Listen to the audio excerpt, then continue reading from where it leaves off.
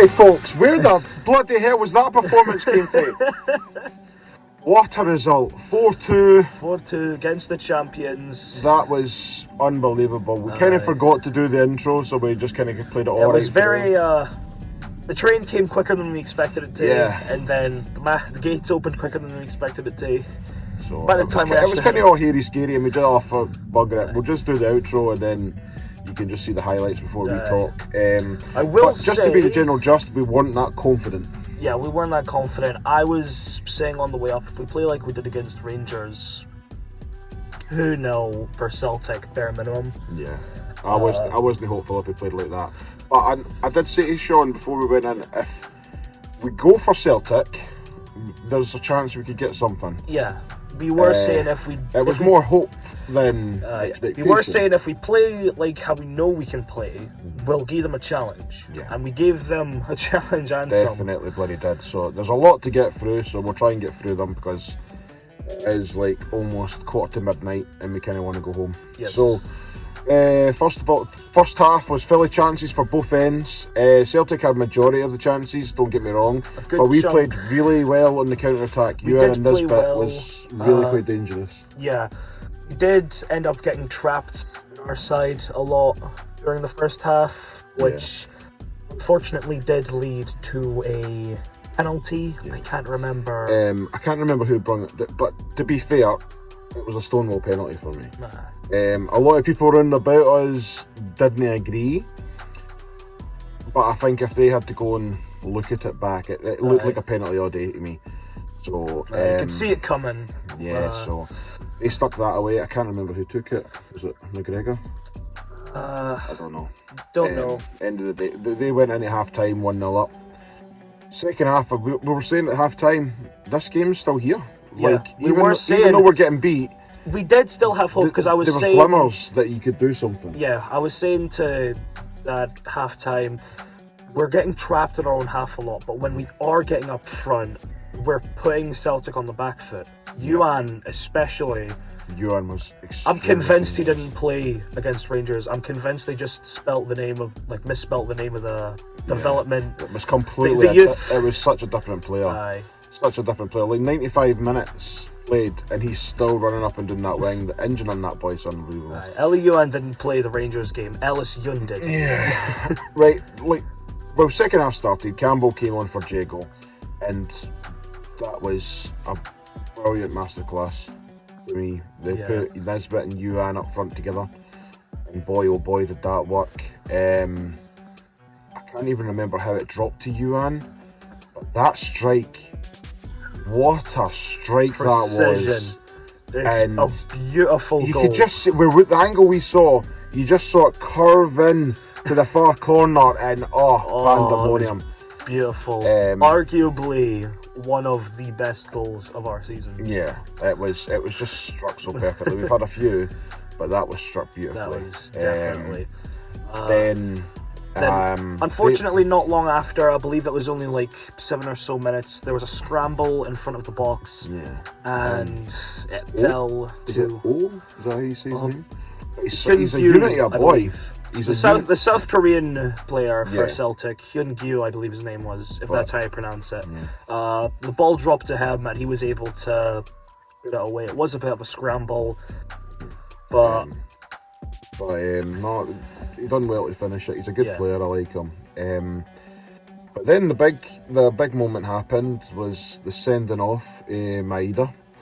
We were expecting more of. Keep in mind, he didn't start the game, but he did come on pretty early. He came on as a sub, and I'll be honest, it's the worst game I've seen Maeda play for Celtic. Yeah, considering hands down. Considering how much you hyped him up to me about how good the Japanese boys have been for Celtic. Well, they have been. There's no doubt. Yeah, there's no. Like... I was expecting a bit of a better performance, but it's one game. I mean, last game, just look at Ewan and look at him now. So but it can happen. To be fair, Maeda came on and I says to. We were talking to a boy from Denmark on the way down. I was talking to Sean and a couple of other boys about Maeda. No, Maeda. Aye, Maeda. That as soon as he came on in the first half, he looked like he just wanted to hurt somebody. It looked like he was just pissed off. and just was just angry and just. It didn't look like the same player. There was a couple of times where before he got sent off, he could have been sent off. And it just looked like it was going that way. And then eventually he did get sent off, and there was no doubt he was getting sent off because he just... I don't know if he had like warm milk at the start of the day, his pillows weren't cold on the outside, stubbed his toe or something, but he wasn't happy. he was angry, and you could just see it. And then it changed, and then a couple of minutes later, actually, it looked like Doyle Hayes was going to get sent off. Now, from where we were, he wasn't the last man. Wasn't the last man. And they're trying. I think Celtic players were trying to say the studs were showing and everything else. Now, for where I was, it was a very cynical challenge. He knew exactly what he was doing. He didn't want O to break away, so he took him down. Now, I hate challenges like that, but I can understand them. Now, you see them every other week. He wasn't the last man. 100% that's a yellow card. 100% that's a yellow card. If there wasn't studs. Now, obviously, he's produced the red card for Jake Doyle Hayes and then got advised to go to VAR and then changed his mind. The red card came clearly, there wasn't any studs. There wasn't any clear studs. Well, I say clearly, but VAR's never clear. VAR's a bit... So, that got rescinded quite quickly. VAR's a bit, no pun intended, a bit off and on. So, that kept us with 11 men. And then we were talking about it. Can he just... After that, it was all us. It was all us. They could smell blood. Do you know what I mean? And then we got a penalty. Nisbet tucked that away quite nicely. It was obviously a penalty. Now, we should also say one thing. The Celtic goalkeeper did, I can't remember when specifically, but he did look like he took a bit of a knock. I was in the first half. First half. And he just kind of looked off after that. But we says that we just need to get the balls in the box and make him work. As bad as it probably sounds, we were saying we need to aggravate that injury as much as possible until either we get a goal or they sub him off. Exactly. And he never got subbed off, but thankfully it kind of worked out. Obviously Nisbet scored a penalty and we just kept on going. And I think that hesitance for the sub was the fact that they already made 2 subs at the first half. Exactly. And they were a bit iffy of subbing in their goalkeeper. And then came the third goal, which it shouldn't have been a goal. Scott Payne made a howler, absolute howler. Ewan hit the ball, it was straight to him.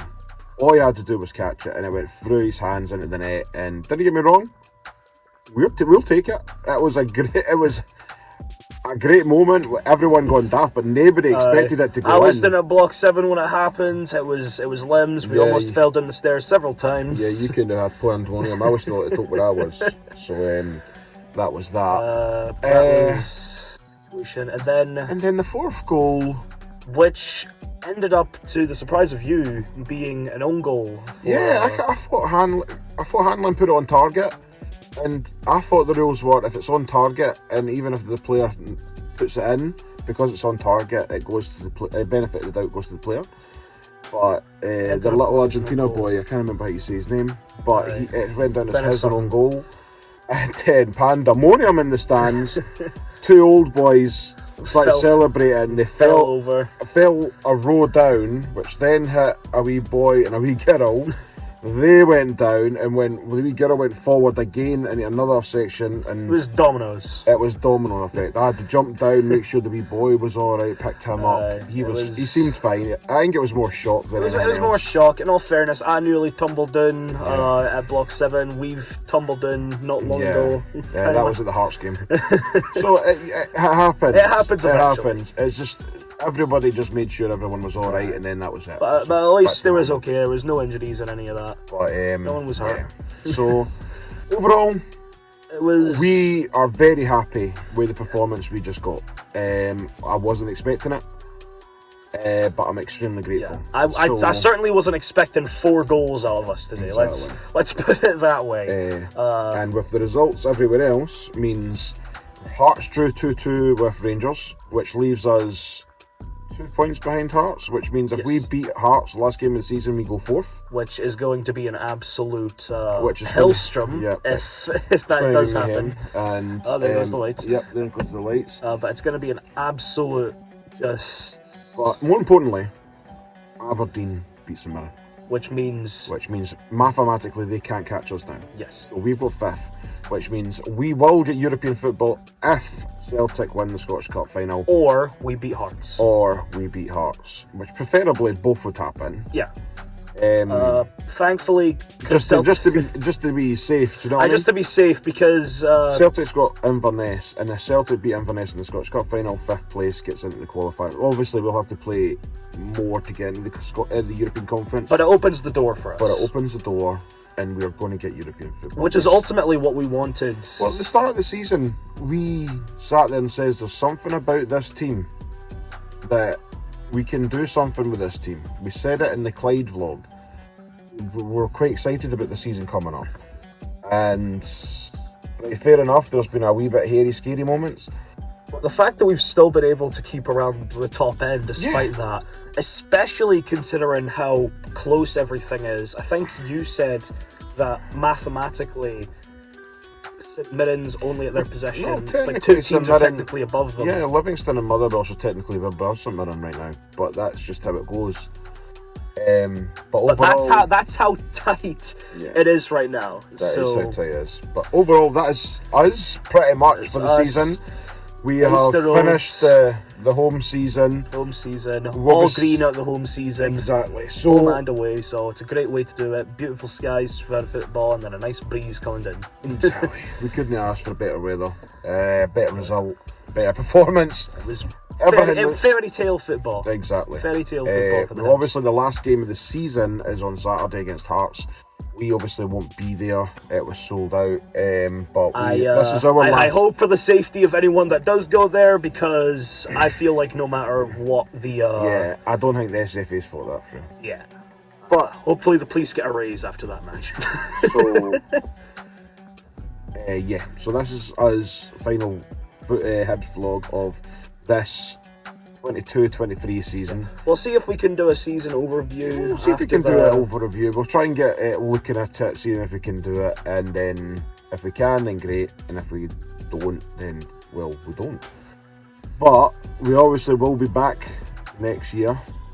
We're going to actually we're behind the block 7 this season, but we're going to go in the West Stand next season. We're going to try and go to the West Stand just to compare.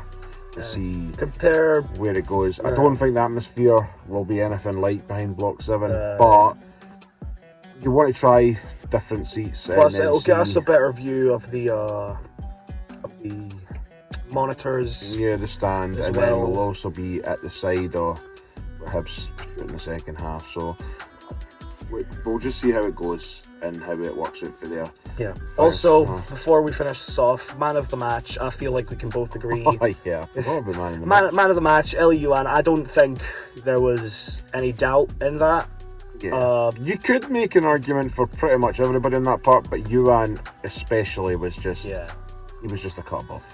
It was night and day. Put it this way, I called him lazy on Saturday, and within 5 minutes of this game, he'd already surpassed his performance on Saturday. It was unbelievable. It is. I'm convinced that's 2 different people. I'm convinced that was Ellie Yun. So, as far as I'm concerned, happy days. It's been a great season. I'm so happy it's our first season as season ticket holders together. I used to go season ticket holder with my grandfather when I was younger.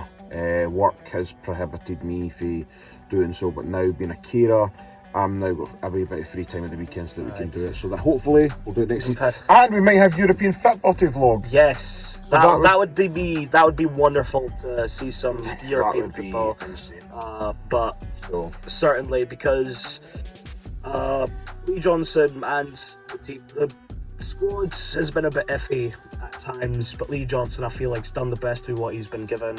As far as I'm concerned, Lee Johnson's done his job. He wanted us top 6 and challenging for Europe. He's done that. Yeah, he's done his job. Brilliant. Let's move on. And just like how we were saying about Guy Rocky a chance, we've given Lee Johnson a chance and he's pulled it for us. Exactly. It's a matter of patience with football. Stuff your Lee Johnson out. Keep him. Keep him. Right, anyway, guys, we're going to go because it's pretty much midnight and I want my bloody bed. Yes. Anyway. So, for the last time this Hibs season, until next season, on to the next one.